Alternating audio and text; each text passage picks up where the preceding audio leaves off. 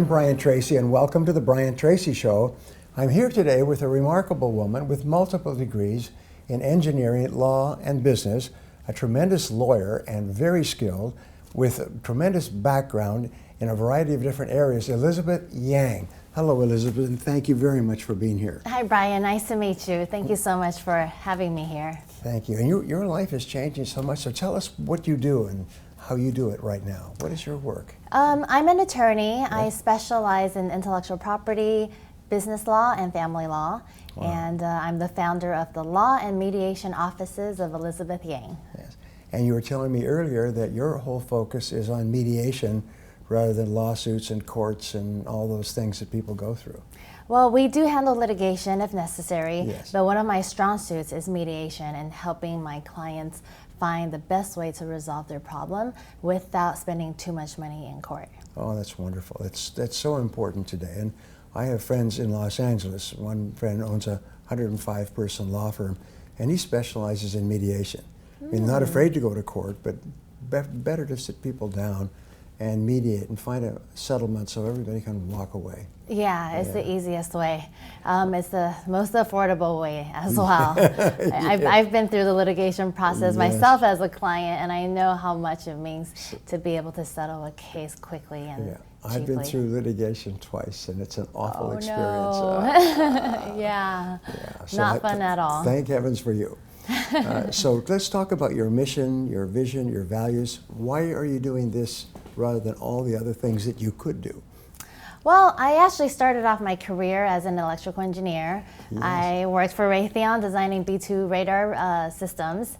And from an engineering perspective, I decided I wanted to do more. And I decided to get into the intellectual property law arena to help other engineers and inventors protect their ideas. Wow. And so you moved you worked on the Mars Explorer too. I did. Yes. I Wow. used to work for NASA. And then you just shifted to law. That's very smart. I think what smart people do is they follow their heart. And at one time you may find that engineering attracts you, and then you lose your interest and you want to do something else. So you are doing really unique things that make your law firm different from that of other people. Can you tell us what they are? So some of the unique things that our law firm does is that we help inventors protect their intellectual property. Yes. So I have clients who come in, they have so many great ideas, and they're like, how do we protect our idea so no one can steal it?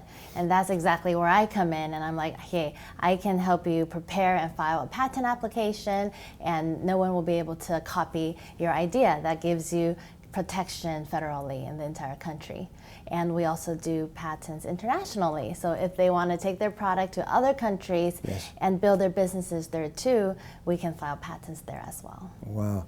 You know, it reminds me of a story I heard recently of this fellow who worked and he developed this invention. He took it to a major manufacturer. And he said, I found this way to manufacture the products cheaper, better, anything else.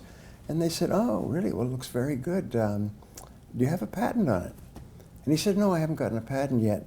They filed a patent that afternoon. Yeah, that's a smart thing to do. If you go on Shark Tank, right, you see the inventors on Shark Tank. The other company filed the patent, and he was left with nothing. He didn't have another invention for 10 years, and this other company made a fortune because he hadn't registered the patent. Yes. You don't realize that we're living in a wolf's den. Is that if somebody hears that you have an idea, they'll steal it from you very fast. Yes, getting that filing day is key to protection. Nowadays, it doesn't matter who came up with the idea. Yes. It matters who filed first. Yeah, who filed first, yes. Well, now, you have some success stories about people who've come to you and you've helped them out. And so can you tell us one or two of those stories? Yeah, well, most of our clients are actually entrepreneurs like myself. Yes. They have a great business idea and they want to open up their own business, become their own business owner. So they'll come to me and I'll take them from beginning to end.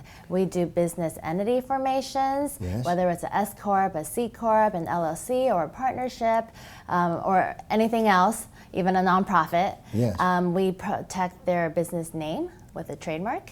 So we do trademark registration and litigation too if anyone wants to copy their unique business name, we're going to help them protect their rights. So you become their legal partner right from the very beginning. Absolutely. And everything they need from a legal standpoint of view, you can provide them with. Absolutely, yes. That's so important.